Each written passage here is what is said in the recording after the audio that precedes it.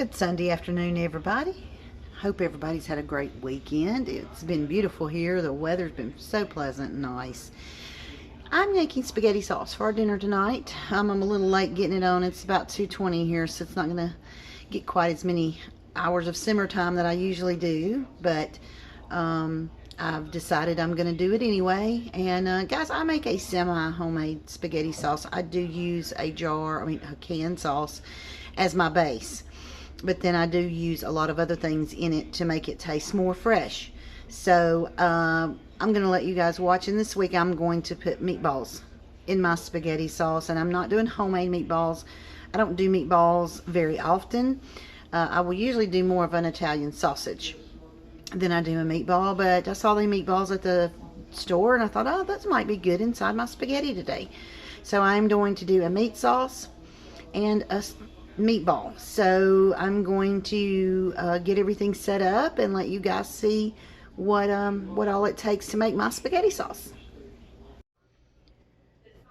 So here are my ingredients that I used for my spaghetti. I've got a deep pan here.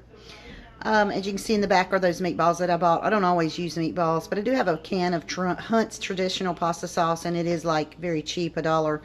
That's why I like it, because I can build upon that. I've got my garlic. As you can see, I've got an onion ready to cut, basil, oregano, onion powder, garlic powder, 2 cans of diced tomatoes, and a very small can of tomato sauce. And right here is a starter is what I call it. I like to put this stuff in my ground beef. After I've done my ground beef, I'll put it in there and let that cook for a few minutes, kind of like a chili, kind of like you do with chili, with a chili-o or a chili brick or whatever. It's the same premise, but it is a spaghetti starter. I always use one of those for my sauce, and it usually comes out really good. I will usually also throw a handful of sugar in my sauce as well to cook out, get some of that canned taste out. So I'm going to get everything set up and let you guys watch me get everything ready. Okay, the first thing I'm going to do is I've got just a little shake of olive oil in the bottom of my deep pan. And I'm now just going to cut the onion real quick. I like to saute the onions just a little bit before I put my meat in there to brown it. Just going to go around my onion with my knife.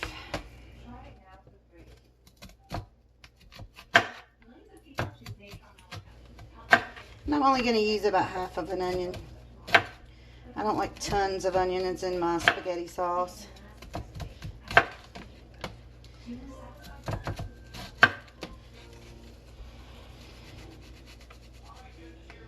Be careful when you're cutting anything with a really sharp knife, guys.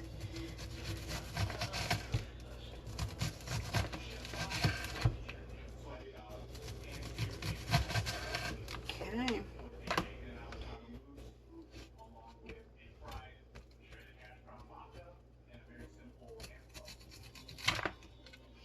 Alright, I always keep a trash bag right down here hanging off my drawer so I can throw scraps away.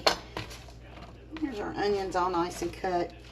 I'm going to use my jarred garlic. I'm not going to put it in until the onions cooked a little bit. I like to get the onions a little bit soft before I put my garlic in. I don't want to burn. You don't want to burn your garlic because it's not very good burned. I'm grabbing a masher for my meat. So let's see here. Let's move this down so you guys can see the pot a little better. How about that? Let's see. I'm going to throw these onions in there. I'm just going to saute them a little bit, not for real long, because they're going to cook with the meat as well. So I always put a little dab of salt on my onions when I'm cooking them.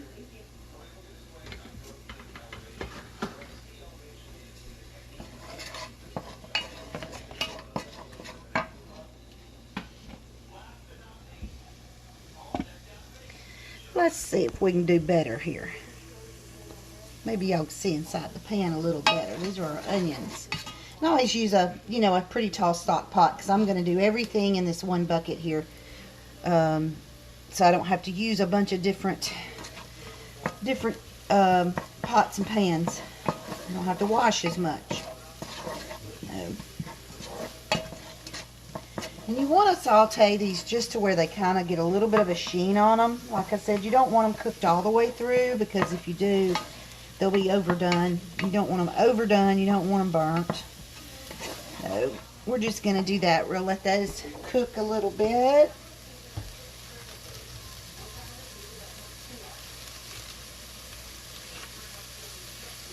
I was gone all day yesterday. I went shopping with my mama. I went and got my hair done yesterday. Had a really good day. Spent the day with my mother and my brother. And I'm going to tell you what, there's nothing better than family in this entire world. And mine happens to be the best. Alright, I'm going to put about a clove and a half of garlic. Let that get in there. I'm not going to cook the garlic too long, because garlic will burn. You do not want your garlic burned. Alright. Next, I'm going to throw my ground beef in there.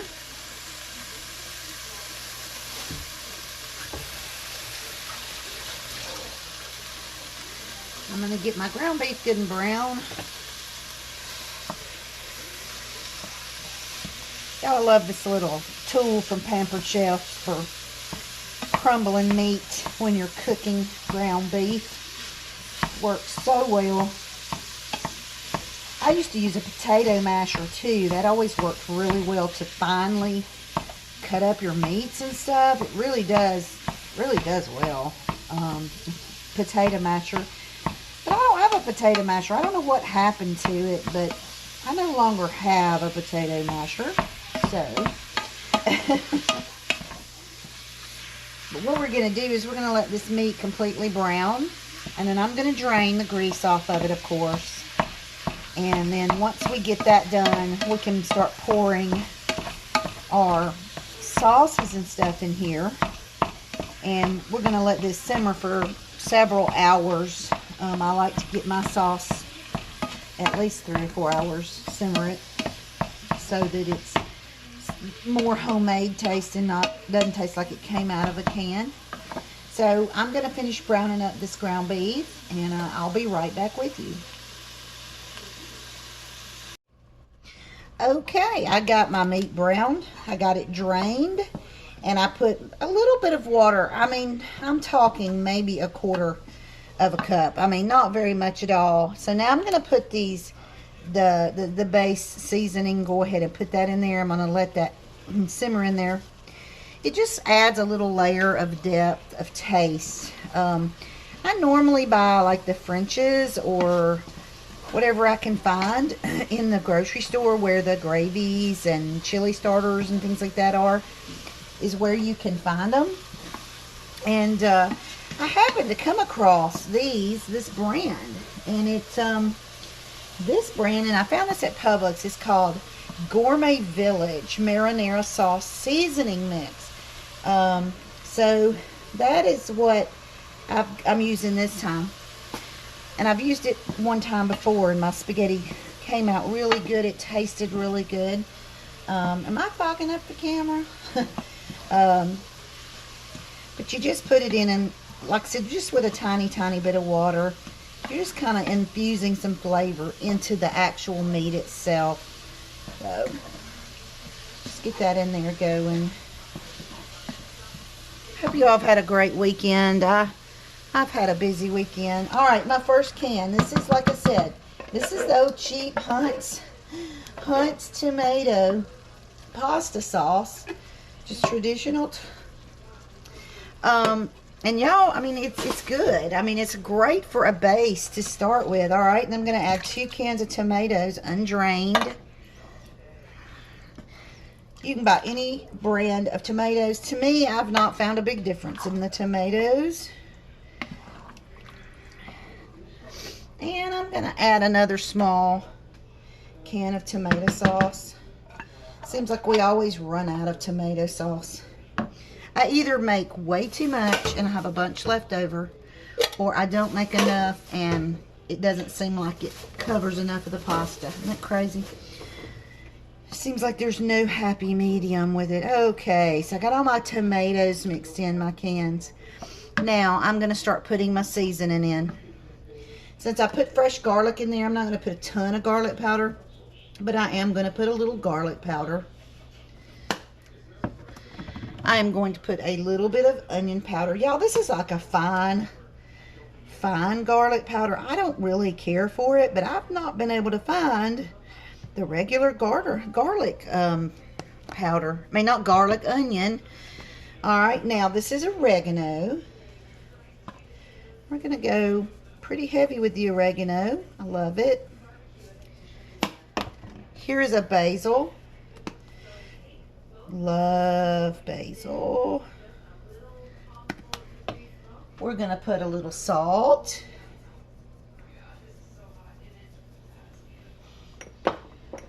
And of course, pepper. And I'm going to put just a little small handful of sugar. To me, it just takes some of that canned taste out. It doesn't make it sweet, but it just, I don't know. I've always done that, and it's always very good. All right, and there's that sauce, that pretty sauce. Now I'm going to let this simmer on a very low. You do not want this to burn and stick to the bottom of your hand, to the pan. And spaghetti sauces are notorious for sticking to the bottom of a pan if it's too high. I'm going to go ahead, and add some of these meatballs so they can get infused with the sauce. I don't want them to fall apart, so maybe they won't fall apart. But these are Italian meatballs, so apparently they have some Italian spices in them. I'm not going to put the whole bag in there. Just a, couple of handfuls. I'm going to go ahead and stir that into the sauce and look at it, and if I think I need more, I'll put more in. Hopefully this will be good and it really won't alter the taste of the sauce too much. I don't use meatballs a lot.